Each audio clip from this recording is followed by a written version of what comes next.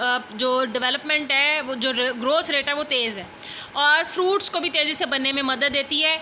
ये पार्थिनोकार्पी भी कराती है। पार्थिनोकार्पी का मतलब है कि बीज जो है फिर वो उसमें नहीं बनते, क्योंकि एग स्पर्म्स के फर्टिलाइज किए बगैर ही नए जो एम्ब्रियो है उसमें चेंज हो जाता है।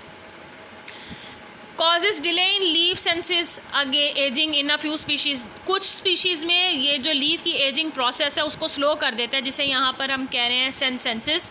और आपको पता है कि जो लीफ है वो भी अपनी हर जो जानदार की जो बॉडी होती है उसका हर एक पार्ट जो है अपनी मखसूस एज पूरा करता है। एक सेल की भी एक मखसूस एज होती है, फिर नए सेल्स डिवाइड करते रहते हैं और उस सेल की जो रिप्लेसमेंट होती रहती है। जो भी सेल्स ख़त्म होते रहते हैं, जिनकी एज पूरी हो जाती है, उसकी जगह नए सेल्स बनते रहते हैं।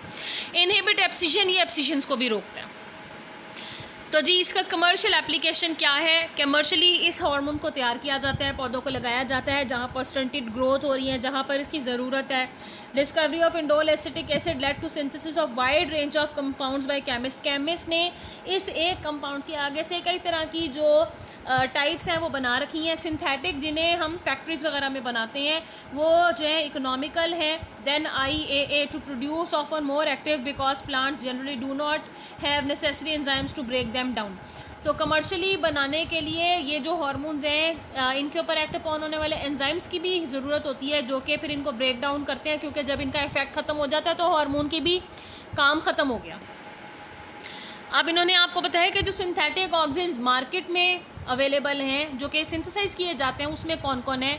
NAA नैफ्थलीन एसिटिक एसिड है, इंडोल प्रोपियोनिक एसिड है, इसी तरह 2,4-D डाइक्लोरोफिनॉक्सी एसिटिक एसिड है। ये इसी के ही मुख्तलिफ तरह के वेरिएंट्स हैं जिनमें केमिकल फार्मूला मेन जो स्ट्रक्चर होता है वो सेम होता है, उसके बाद और कई तरह के केमिकल ग्रुप्स आकर लग जाते हैं, बेसिक स्ट्रक्चर सेम होता है। अब आप इनके इफेक्ट इनके सामने ग्रीन बॉक्स में देख रहे हो। मिसाल के तौर पर नैफ्थलीन एसिटिक एसिड क्या करता है? ये अगर पौधों को लगाया जाए तो उनमें फल बनने का अमल जल्दी हो जाएगा। Sometimes causes fruit setting in absence of pollination. बाज़ दफ़ा पॉलिनेशन भी नहीं होती। पॉलिनेशन में आपको पता है कि पोलन ग्रेन आकर स्टिग्मा पर गिरता है, स्पर्म जो है वो पोलन ट्यूब बनाकर एग में जो कार्पल है उसके अंदर ओव्यूल में मौजूद एग को फ्यूज़ करते हैं और फिर बीज बनता है। तो अगर एग स्पर्म्स के साथ फ्यूज़ किए बगैर ही जो है फर्टिलाइजेशन के अमल से गुजरे बगैर ही जाइगोट बन जाए, जाइगोट फिर एम्ब्रियो बन जाए, तो फिर उसमें बीज नहीं बनता और इस अमल को पार्थिनोकार्पी कहते हैं। ये पौधों में होता है। इसी तरह अगर आप 2,4 डाइक्लोरोफिनॉक्सी एसिटिक एसिड के बारे में देख रहे हैं तो ये सिलेक्टिव वीड किलर है, यानी ये जो जड़ी बूटियाँ हैं जो कि बिला वजह हमारे खेतों में उग आती हैं, कम्पीट करते हैं हमारे बोए हुए फसल के साथ, उनको किल करने के लिए भी इस्तेमाल होता है। केल्स ब्रॉड लीव्ड स्पीशीज़ डाइकॉट्स, कुछ डाइकॉट्स जिनके पत्ते बहुत बड़े बड़े होते हैं उनको भी किल करने के लिए इस्तेमाल होता है। Used in cereal crops and lawns to eliminate weeds. हमने जो घरों में छोटे छोटे लॉन बनाए हुए हैं जिसमें हम खुद ऐसे पौधे उगाना चाहते हैं जिनकी हमें ज़रूरत है, उनके साथ इसी तरह सीरियल क्रॉप्स जो अनाज पैदा करने वाली फसलें हैं, गंदम, जवार, बाजरा, जो इस तरह की, इनके साथ जो पौधे खुदरो उग जाते हैं या जो जड़ी बूटियाँ खुदरो उग जाती हैं जो कि कम्पीट करती हैं हमारी उगाई हुई फसलों के साथ, उनको किल करने के लिए भी इस्तेमाल होता है। Inhibit sprouting of potatoes. Potato में आपने देखा होगा कि आँख नुमा छोटे छोटे बड्स बने होते हैं। अगर इसको पोटैटो को, क्योंकि अंडरग्राउंड स्टेम है, वहाँ से कट करके मिट्टी में दबा दिया जाए तो यहाँ एक्टिवली डिवाइडिंग सेल होते हैं जो कि पौधा बना देते हैं।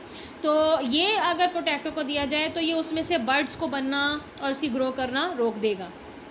तो आप अंदाज़ा कर सकते हैं कि एक जो हार्मोन है उसका कई तरह के पौधों में कई तरह डिफरेंट टाइप के रिस्पॉन्सेज पैदा करने की खासियत है। इसी तरह prevents pre mature fruit drop retards abscission. Abscission क्या होता है? जो हमने अभी वर्ड पढ़ा था, अगर फल कच्चा रह गया है, अभी वो पूरा पका नहीं है, राइपनिंग नहीं हुई है, तो वो पौधे से स्टंटेड ग्रोथ की वजह से फॉल कर जाएगा।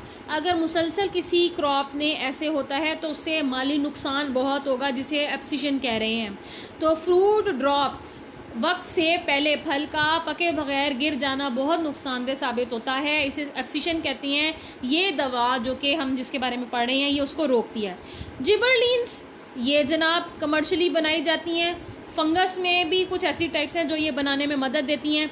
ये सेल्स को एनलार्ज करने में मदद देती हैं, ऑक्सीजन की हेल्प करती हैं, सेल डिवीजन को तेज़ करती हैं। एपिकल मेरिस्टेम ने जो टिप पर पाया जाता है, टिश्यू कैम्बियम ने जो सेकेंडरी ग्रोथ कराता है, फिर ये bolting of some rosette plants जो है जिस तरतीब से ग्रोथ होती है उसको इन्हेंस करती हैं। बड इनिशिएशन इन शूट्स उसको इन्हेंस करती हैं, जैसे कि क्रिजेंथेमम जो है उसमें कैलस बनने में मदद देता है। फिर ये जनाब लीफ ग्रोथ को जो है वो इन्हेंस करता है, फ्रूट ग्रोथ को इन्हेंस करता है। पार्थिनोकार्पी ये करा सकते हैं अगर इसको दिया जाए तो, ज़ाहिरी बात है फिर उसके लिए हम पॉलिनेशन पर डिपेंड नहीं करेंगे और बीज बने बगैर हमारे पास फल अवेलेबल होंगे। अब मार्केट में बहुत सारे ऐसे भी फल इन्हीं हार्मोन्स के इस्तेमाल से बनाए जाते हैं जिनमें बीज नहीं होता। एपिकल डोमिनेंस करने में भी मदद देती है, ऑक्सिन के एक्शन को इन्हेंस करती है। अगर पौधे में टिप पर पाया जाने वाला जो एपिक्स है, शूट का जो टिप है, उसको देखा जाए तो उसमें एक टिश्यू पाया जाता है जिसे एपिकल मेरिस्टेम कहते हैं।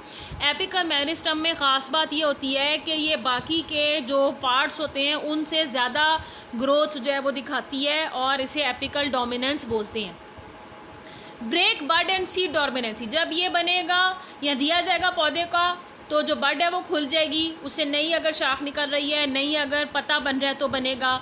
सीड डॉर्मेंसी बिल्कुल सही बात है, सीड्स अगर इन एक्टिविटी पीरियड में हैं और अभी वो पौधा नहीं पैदा कर रहे, उनको नहीं बोया गया, तो ये डॉर्मेंसी तोड़ने में भी मदद देता है। समटाइम्स में सब्सटीट्यूट फॉर रेड लाइट, आपको पता है कि सूरज की जो रोशनी है तो वो सफ़ेद लेकिन 7 रंगों का मजमुआ है और उसमें जो रेड और ब्लू लाइट होती है पौधे उसको उस वेवलेंथ को ज़्यादा अब्जॉर्ब करते हैं, तो ये इन्हेंस करती है रेड लाइट की रिप्लेसमेंट को। Therefore promotes flowering in long day plants, तो जो पौधे लॉन्ग डे प्लांट्स हैं यानी वो पौधे जो उन दिनों ज़्यादा ग्रोथ करते हैं जब दिन की रोशनी ज़्यादा देर रहती है और रात थोड़ी देर के लिए रहती है, तो ये उनमें फ्लावरिंग जो है फूलों के खिलने को एनहांस करता है। ऐसे पौधों के जो फूल होते हैं वो आप देखते हैं कि सूरज निकलने के साथ ही खिलना शुरू हो जाते हैं और बाज़ दफ़ा बहुत सारे पौधे ऐसे भी होते हैं जिनके फूल गुरूब आफ्ताब के साथ फिर बंद भी हो जाते हैं। Causes delay in leaves and senses in a few species, ये पत्तों के गिरने के मसाइल जो हैं उनको भी डिले कर देता है। कमर्शियल इसकी भी एप्लीकेशंस हैं, ये जनाब फ्रूट सेटिंग में मदद देता है, टैंगरीन्स में, पियर में, नाशपाती वगैरह में, ग्रेप्स उगाने में मदद देता है जिनमें बीज नहीं होता। और ये फिनोमिनॉन अगेर पार्थिनोकार्पी है। पार्थिनोकार्पी के बारे में आपसे 2 नंबर का सवाल पूछा जा सकता है, इसकी डेफिनेशन पूछी जा सकती है। इसी की जो एक टाइप GA3 कहलाती है वो ब्रीविंग इंडस्ट्री में इस्तेमाल होती है अल्फ़ा एमाइलेज प्रोडक्शन बनाने के लिए, बारले वगैरह से। आपको पता है कि जो ब्रीविंग इंडस्ट्री उसमें कई तरह की अल्कोहल्स बनाई जाती हैं।